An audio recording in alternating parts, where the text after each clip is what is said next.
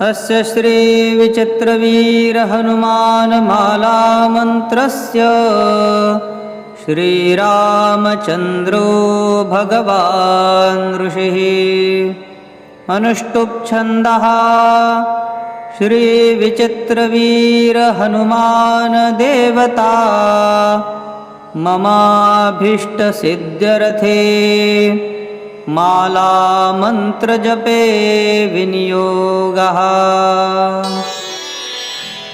अथ करांगन्यासः।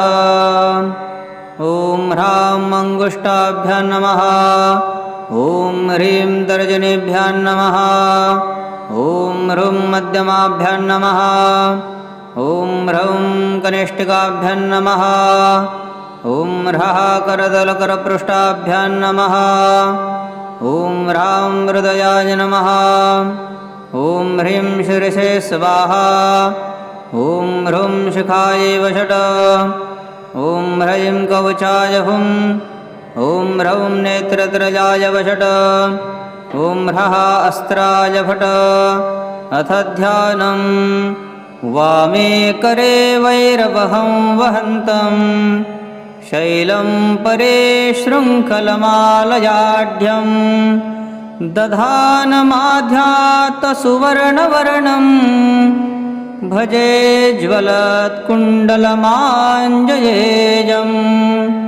ॐ नमो भगवते विचित्रवीर हनुमते प्रलयकालानलप्रभाज्वलप्रवातवज्रदेहाय अञ्जनीगर्भसम्भूताय प्रकटविक्रमवीरदैत्यदानवयक्षराक्षसग्रहबन्धनाय भूतग्रह प्रेतग्रह पिशाचग्रह शाकिनी ग्रहडाकिनी ग्रहकाकिनी ग्रहकामिनी ग्रहब्रह्मा ग्रमब्रह्म राक्षसग्रह चोरग्रहबन्धनाय एहि एहि आगच्छागच्छ आवेशय आवेशय मम हृदयं प्रवेशय प्रवेशय स्फुर स्फुर प्रस्फुर प्रस्फुर सत्यं कथय कथय व्याघ्रमुखं बन्धय बन्धय सर्पमुखं बन्धय बन्धय राजमुखं बन्धय बन्धय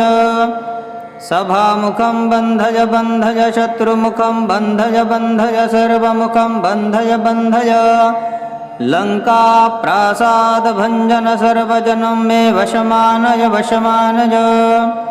श्रीं ह्रीं क्लीं श्रीं सर्वानकर्षणाय आकर्षय शत्रून् मर्दय मर्दय मारय मारय चूर्णय चूर्णय खें खें खें। श्रीरामचन्द्राज्ञया प्रज्ञया मम कार्यसिद्धिं कुरु कुरु मम शत्रून् भस्मी कुरु कुरु स्वाहा। ॐ ह्रां ह्रीं ह्रूं ह्रैं ह्रौं ह्रः फट् श्री विचित्रवीर हनुमते मम शत्रून् भस्मी कुरु कुरु हन हन हुं फट् स्वाहा। 1100 वारं जपित्वा सर्वशत्रून् वशमानयति नान्यथायते। इति श्री विचित्रवीर हनुमन् माला मंत्रं सम्पूर्णम्। ॐ श्री हनुमतये नमः।